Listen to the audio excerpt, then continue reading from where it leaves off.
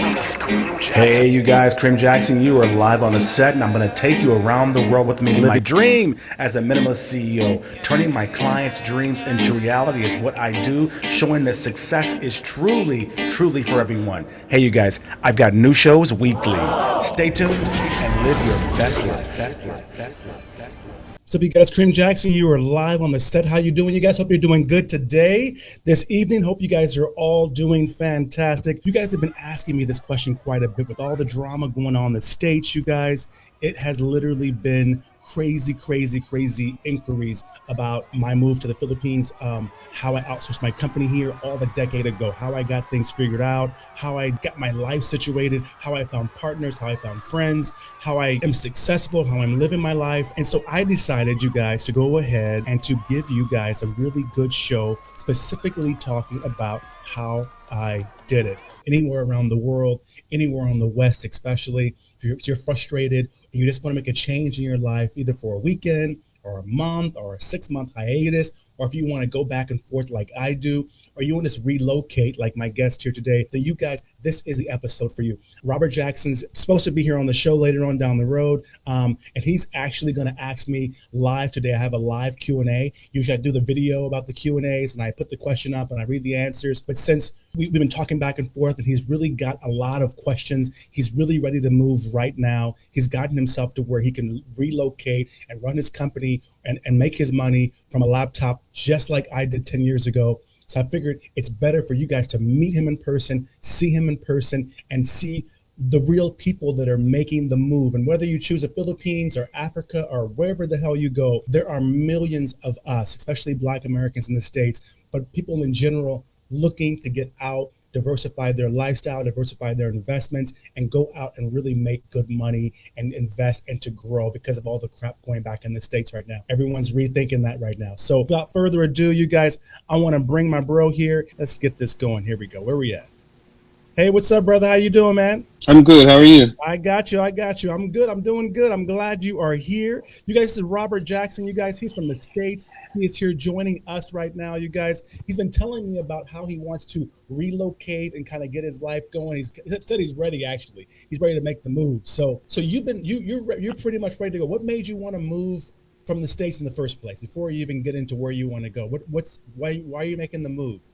Well, my dad was in the Army, and when I was younger, like around 10 years old, we lived in Germany, and I liked that experience. After 3 years, we moved back to the States, and I haven't really, I've visited, but I've never really lived in another country before, and I've always wanted the experience of actually immersing myself in another country, and now is the time to actually do it. So you were asking me a few questions. What's the question you wanted to ask me real quick? I mean, I've got a few notes, if I might let you ask it yourself, you know? Yeah, I wanted to know, so when you decided to move to Metropolitan Manila, how was the business community received by you? Or how did they receive you? How easy was that to get into the community and establish relationships and things like that? Well, technically, what happened for me was kind of unique. I was in media. I was in business already in the States, like you, for example.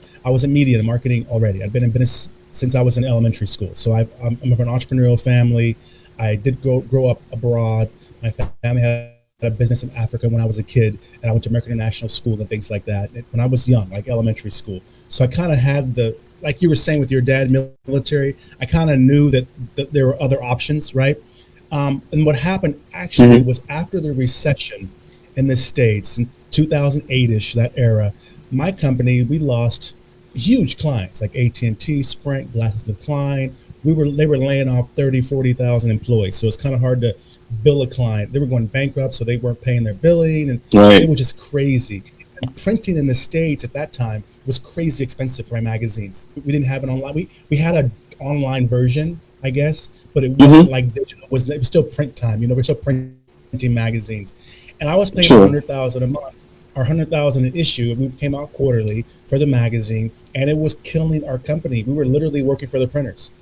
We had no profit after printing was paid, and you paid for designers and all that stuff. I had gotten new partners and I had gotten a fantastic 10,000 square foot loft style office space in downtown Kansas City in the historic Firestone building. And about 100 folks worked with me. I'd say it that way at the time, partners and graphic designers, and they were about $80 an hour, photographers for cover shoots and interior shoots, fashion designers, limousine drivers, the things that go into a magazine media company, right?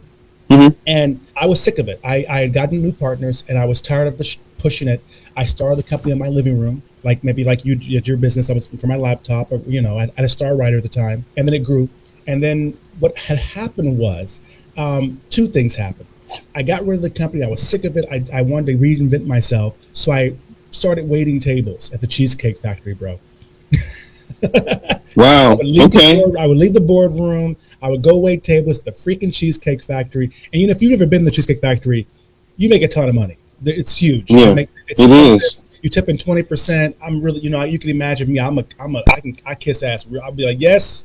How much you want? Some more tea, some more bread? And I was here for 3 weeks trying to figure out, am I going to make it? Is it worth it? Is it not worth it? I didn't have the online business and things like you have. I got one big consulting client, Hooters. Everybody knows Hooters, right? Yeah. Hooters Philippines opened a new branch, and that consulting, because we did their menus, we did their graphics for them, we helped them with some events and things like that. When they did that, oh my God, that gave me the inspiration. And it was a considerable amount of money too, and credibility. Hooters is worldwide. It gave you juice. It gave you juice. Exactly. So, Department of Tourism came in. Philippines Department of Tourism came in, sponsored my magazines. It took me a couple of years to get the DOT to pay me though, but still, it was another credibility though. So I found the Department of Tourism was actually a sponsor in my Philippines magazine. So it was like, it was cool. And then I decided to go ahead and make it. I first came, I was staying in a hotel. So I was paying out butt for that hotel. And then I finally learned, and no one helped me, bro. No one helped me figure out the dollar amount towards the peso. No one helped me figure out how do I get a freaking apartment because I'm paying $30,000, a month for a hotel. Which you don't think about that in America. Like, $25, $30. That's not. But it's a lot when you're trying to live somewhere. Sure. Especially when you know that your homie over here is paying $5 a day. I'm like, where the hell are you living? Okay, what's the question? He says, would you recommend leaving the States? Yeah, that's what I'm going to do. I'm going to leave, and I've dedicated myself to at least 1 year, 12 months to see if I like it. I'm not going to go on a vacation. I will definitely be there for 12 months. See, because, the key to it, Robert, is like, I think that a lot of people in the States, especially black folks, we think of it too much. Like, if you were just going to go to New York City, it wouldn't be a big deal. Right. Can you couch surf for a while? Can you wait tables somewhere? You wouldn't think of it as a big deal. You can't wait tables here, and get a job like that. But if you can create something like you're doing, do a year, 6 months, because a lot of people, just the change itself gives them a new way of thinking. Even if they don't like it and they go back to the States, it just changes the way that you see things. For people for African Americans who might feel that they want a different experience, absolutely. If you have the wherewithal and you can actually do it, I would say leave and experience another culture. I'm not telling anyone to renounce their citizenship and never come back. But what I am saying is that the quality of your life, and I believe that's for myself, can be different in positive ways if we were in a different environment. You can always come back, right? You can always come back to visit your family. You can always come back to visit your friends. But at some point, and I came to this realization, at some point, I just want to be happy. I want to be stress-free. And I want to be in an environment where I can relax and live my best life. I can't do that in America right now. So I would say think about that. Way is still here. You guys, we're going to talk about the actual number one reason that I pulled out of here that I thought that everybody would do. And you guys, you know what that number one reason is? And it's racism free for the most part, you guys. Racism free. That's why I decided to actually make a move. I was impressed, like I mentioned before. The racism free thing was a big deal to me, bro. I couldn't imagine if I was going through what you're going through right now in the States, how I would feel, but I couldn't imagine. But racism free is one of the reasons why. So I wanted to get everybody to understand that. So why are you considering moving there, Robert? I want a couple things. The racism is a big factor. I'm getting older, and I don't want to live my entire life in the United States without once having not lived in another country. But the biggest reason is I am just so tired of living in the United States with everything that's going on. Yeah. That's the biggest reason. And I know that with the job that I have, I can actually do that and still make a really good living. I don't have to live here, and I don't want to live here. They don't really know what I mean. When I say racism free, a lot of people really think that I'm crazy. Racism free to me does not mean that they don't see color or there's nothing wrong. I'm not saying there's no discrimination between light-skinned Filipinos and dark-skinned Filipinos and Africans and Black Americans and Visaya and Tagalog and Aita. And there's, of course, discrimination. And I think that me and Robert, we can handle discrimination. I like you. You gotta have cute feet. I don't. Some like big girls, some like big little skinny girls. I can discriminate. Right. The actual racism, they have no idea what it even is. When you come here, they're going to literally look at your website or your marketing or whatever, and they're going to judge you directly by that exactly. And so when I tell Black folks, especially in the States, white folks, it works for you too. There is no racism. So that means you don't need to worry about it either. You don't need to worry. No one's going to, whatever the reverse of Black racism, there's none of that. If you're a white dude here, or you got Black friends, or you got Filipino friends, no one is thinking negatively because of your color or because of what they think they heard. They love hip hop music. They love music, and they love dancing. They love singing. They love videoke, right? Singing karaoke. They love that. So of course we love that too. So when you come here, 80% of the things that you are usually trying to hide in the States or trying to downplay a little bit, like dreads, I have, things like that. There's no issue. So you can really be yourself, and that racism is going to go away. Because what do you think about when you're leaving the States? I mean, what kind of racist things do you deal with in the States right now? What are you dealing with? Cops that follow you. You deal with white people who don't want to have anything to do with you. You deal with the Karens of the world. You deal with people who lie. You deal with being watched, when you go into a store. It's all kinds of stuff. But basically, mostly it's cops who just target you and follow you around for no reason. See, no reason. They just follow you around because they can. It's getting to be rainy season right now. But I think the number two, you guys, right now on here is that the tropical lifestyle. That's another reason why I love it. Sunshine, beach, especially if you're working from your laptop. 2 or 3 of my sponsors when I first came here were resorts. Ooh, nice. An owner from Britain, Colin Richards, Karasuchi. We have a commercial from them. They're still my clients to this day. Okay. And then there were some in Cebu, which is beautiful. Some in Boracay, which is amazingly beautiful. So I would literally be flown out to these resorts, or I would travel to the resort, and I would live there for a week or 2 weeks or a month at a resort in the tropics, writing my magazine. That's what I would do. And so what would happen is that they would sponsor me for a month or whatever to live there. Of course, I'd be in their resort would be in my magazine too. But write your magazine here, stay in a room, do videos there, and I would bring events there, or people would come, and if I'm there, then it kind of helps them because now people see me there, and they walk by, oh my God, who's the Black guy there? So resorts, bro, another option for you too. Maybe forget a hotel, get a resort when you first come. And then another one, man, I will say to you, brother, is that when it comes down to it, and you mentioned this before, but the quality of life is amazing. I mentioned to you before, Robert, a little bit that a massage is $5 or $10. You get a really good massage for $25, and that's an hour or 2 hours. Resorts are very cheap. The dollar is worth 50 or plus here usually, so it goes further.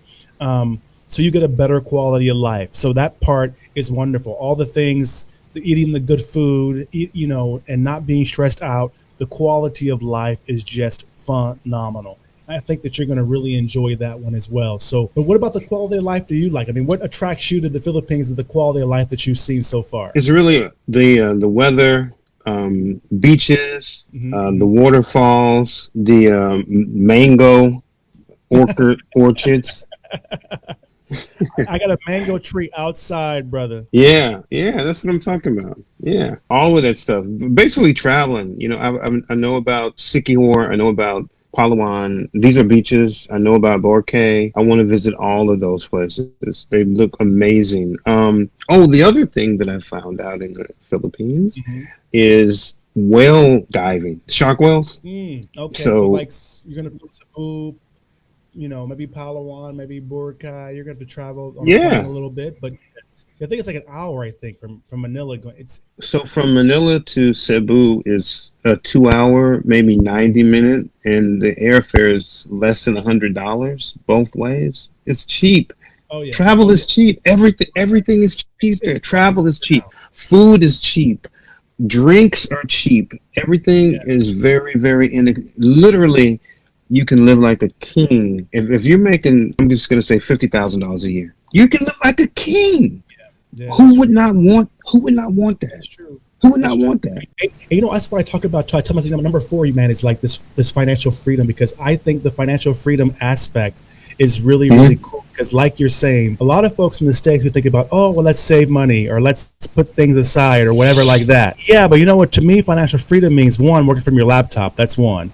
But 2, you don't need to save anything because you didn't use all your money in the first place. All we do is think about, oh, well, we got to save it. We got to, I want financial freedom. I want to do this.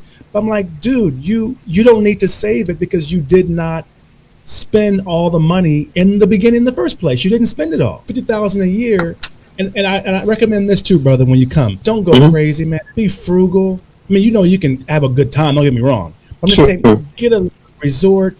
Don't do anything more than what you had in the States. You know what I mean? For the first 6 months, maybe live less than what you did in the States, but then be able to travel. You know what I'm saying? Be able to go, don't splurge on this fabulous Shangri-La place, you know, then when you come that you're living all fabulous, you can show off on Instagram, for example, for a while. But then at the end of the day, the quality and the financial freedom, you've just brought all that stress with you, right? Right, yeah. Those things are not cheap. McDonald's here is double the McDonald's in the States because it's really, you can take a client to McDonald's here or Pizza Hut. Like you can take a politician here to Pizza Hut and talk a business meal because it's a high end thing for them. Krispy Kreme is high end here. The dollar store here is a $2 store. But if you really enjoy the culture, which is why I said a resort, right? Then you're going to actually live better and live cheap, like you're saying, because you're not trying to bring the American lifestyle with you. The financial freedom part allows you to do that. I've looked at condos on Mactan Island in Cebu City, and I've looked at a couple of condos in Metropolitan Manila. Okay, Manila. Okay. I would recommend that you kind of go through and enjoy the local life. Is it mainly the hospitality here is amazing. Not the service. Hospitality is amazing because 1, there's no racism. We don't even know what hospitality is because no one's going to walk up to you and say, hey, man, how you doing? Come have a drink with me, Negro, right? You're not going to do it. Whereas here, I have videos of my other footage before where I'm actually walking down the street doing something, right? Like, you know, and then they call me over to have drinks and shots with them at the birthday party at the house I just passed. Just random little things, which they call it hospitality, are just amazing. This graphic here, you guys, is from the Visayas region, which is where the President Duterte's area, he's from. This is not where he's from, but the Visayas, which are kind of like the black folks of the Philippines a little bit. They're a little bit discriminated against a little bit, you know, but also wonderful, full of smiles, you guys, really simple life. And when you come here, like I told you, you might decide that you really want to do like me and grow your hair out, get some dreadlocks, man, and start meditating and just change your whole perspective, you know, of life in general, because it does give you that freedom to be able to do it. And a lot of the times we cannot get that in the States. You know what I'm saying, brother? Yeah, I do. My next one, number 6 that I chose here, Robert, was I really thought that for me, and I think from what I'm hearing from you too, is that location was huge. Where Philippines is centrally located between South America, the U.S., Australia is really, really close. Hong Kong is really, really close. Japan is close. Africa is even close, actually. And so you can really, once you're on this side of the world, right, and the Pacific Ocean side, then you can travel anywhere in this area and see places you've never seen. Like I've never been to Australia before. New Zealand is very, very close, by the way. So I think that's one of the other areas where a lot of folks, that when they're trying to do things, they really can understand that when you're here, it's centrally located, which is why there's American bases here. That's why the Americans wanted to be part of the Philippines in some way, because they knew that it was very centrally located for everything. You touched on a really important part that I've forgotten about, and that is a big reason why I chose the Philippines, because just like you said, you can get to every other Pacific Rim country very easily and very cheaply. You can visit the Great Wall. Our friends in America, going to the Great Wall is like, out of this world. It's like a dream that might not ever come. But when you're living in the Philippines, that's a hop, skip, and a jump. Mm-hmm. All those places are just a hop, skip, and a jump, and you can just enjoy all of them. And I'll tell you something else that you touch on that. A lot of these places, no matter what they tell you on the news or whatever, the racism is not there. You may have a little bit, but that's not what we as Black Americans would really call racism. Mm-hmm. It's definitely not institutional racism. And the next thing I want to talk to you about, brother, number 7 for me, is the flexibility of the lifestyle. You can decide to live at a resort, like a local resort, not expensive, okay? You can decide to live at a nice resort. You can decide to live in Shangri-La or something like that, like David is saying. It's, you can live in Makati. It's one of those things where you can choose the life that you want to live, because here there is no judgment. Like even if you're a local, they call them tanbay. They're just hanging out, sitting on the porch, right? Drinking. Maybe someone works abroad or they're living off their parents or whatever, and it's not loved, but it's not judged. And when you come here, the value is for you, and it was for me. I chose a simple life.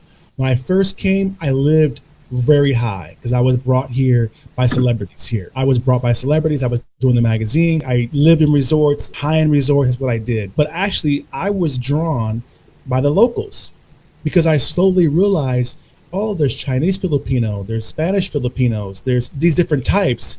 And the ones I really connected with, which I think that you will too, Robert, I really liked the true Philippines lifestyle. I really love real Filipinos. Like I would leave my celebrity bougie friends at the resort because they would be tired early or they didn't want to go out. And I'm like you, probably when you get here, I'm like, what? I'm getting out. I want to go.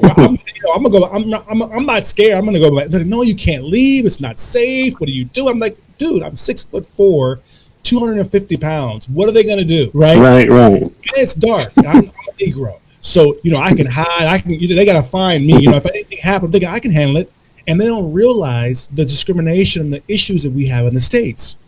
Yeah, it's true. They don't realize.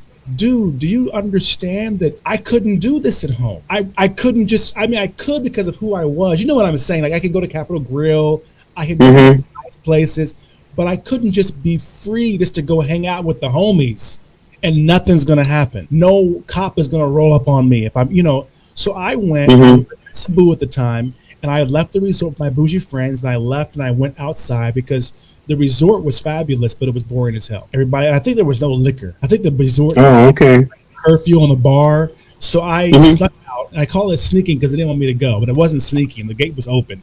But I was like, I'm going to go figure this out, because outside you could hear all the Filipinos partying, having a good ass time. And I'm like, everyone's having a ball but us. We're sitting there being all bougie. I'm like, dude, these Filipinos, I smell barbecue. I smell smoke, videoke machines. Where is this coming from? You know what I'm saying?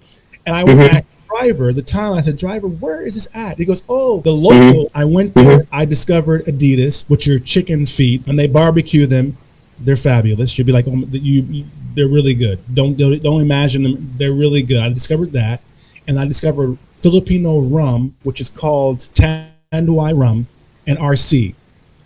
I got a little thing of like this of the Tanduay rum from them. Now, mind you, I'm my rich friends. I'm hanging out with the locals. right? I bought this little thing of tanduay. I bought the whole restaurant barbecue. Maybe it was $20. I spent, the whole, I bought it. Oh, everybody barbecue. I'd never sang karaoke before. Never been to karaoke before. I'd never had, of course, chicken feet barbecued before. The Filipino rum is the bomb, and it was maybe $1. Okay, and that rum, I didn't even finish this little pint. Maybe it was called, they call it a pint in the States, right? This pint of rum I got, and I mixed with Coke. I was trashed. I straggled back into the resort, tore down. Best time I had, it was so awesome.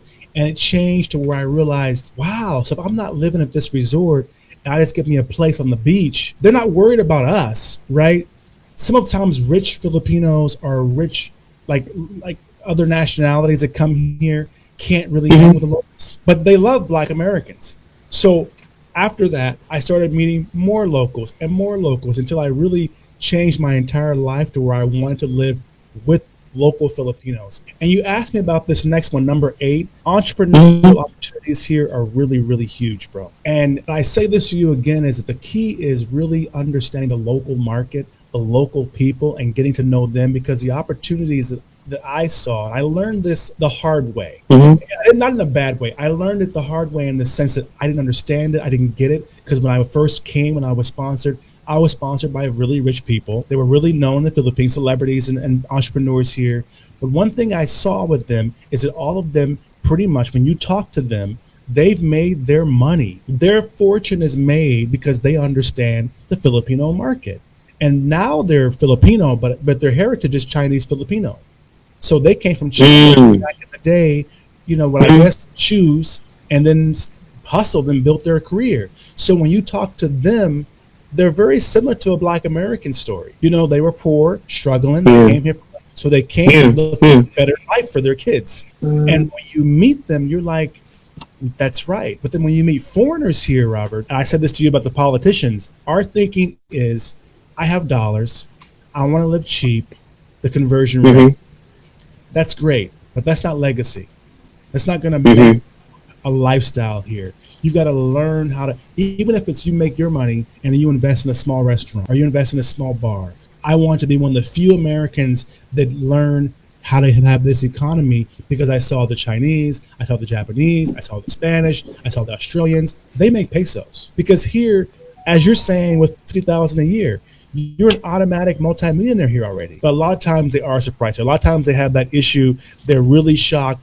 They really don't appreciate it. And they have bad stories. But I will say that here, the business opportunity is, to me, phenomenal. We've got number 9 here, you guys. Originally, remember, I came here because I outsourced. So when you get here, you're making websites, you're doing IG, things like that, right? And you're making dollars. When you get here, even before you come, like my company, we do a lot of that social media marketing too. I have partners of mine that do it specifically for hotels and resorts. If you look at myrango.com, they do a lot of that. We help develop their concept and their website for them and their magazine for them too. You might want to outsource all that crap like I did. You don't need to do that. Yeah, but I don't have to physically do it myself. No, the outsourceability here is amazing. And the reason why I noticed the Philippines in the beginning to get to stay, but when I got here, I saw, but AT&T, they got 20,000 jobs in the Philippines, though. They were outsourcing here. And at that time, there was no Odesk yet. There was no Upwork, things like that.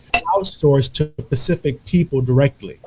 So you might say, okay, well, I've got these 10 accounts or whatever accounts you've got. They're paying me this amount. You could hire someone for a small amount or a fraction of whatever you're making, however it goes. And then all you do is check their work and focus on nurturing new clients locally, maybe. That's what I originally did. I outsourced my graphics design. Remember the one that mentioned before? I outsourced all of that stuff. And so the outsourceability here is really, really, really, really good. This one here, you guys, I want to really explain to, and you said it before, you talked about being struggle-free, struggle, man. There is no struggle here. There can be struggle, but usually the ones that I see about struggle, one, if you're Black American, we're used to struggle. And I talk about this a lot on my show. Here and abroad in general, when we see America right now, Black Americans are protesting, of course, for racism and things like that, being killed, George Floyd, right? But mainly we never protested about money, food, being at home, no job, That was not the issue. We got that part. But brother, Yeah. closing words, man. Any inspiration you want to give anybody? All I know is that I'm looking forward to it. I'm going to make the leap. For people who are on the fence, I would say, do not embrace your fear. Mm-hmm. Don't embrace your fear. Just do it. And for people who are not even looking to do it long term, I would suggest just, visit for 10 days. Take your vacation that's going to come up anyway, and just go there for 10 days, look around and make a decision. But don't just stay in the United States. At least give it a shot. Give it an honest shot. Give it a try and see what you think. I appreciate it, man. I know you got to get with your days. I'm going to let you go. Thank you so much for having me on. It was a blast, and I'm looking forward to seeing the replay and seeing some of your other shows too. Yeah, thanks, man. I appreciate that, brother. And good luck to you. You are welcome. And thank you so much. God is good, brother. God is good. You guys, you stay to the end. So you guys are used to it. If you guys are regular here, Kareem Jackson, if you stay to the end, I've got some goodies for you. So I put together, you guys, 2 bonus things that I think that you guys should know about why I decided to move to the Philippines.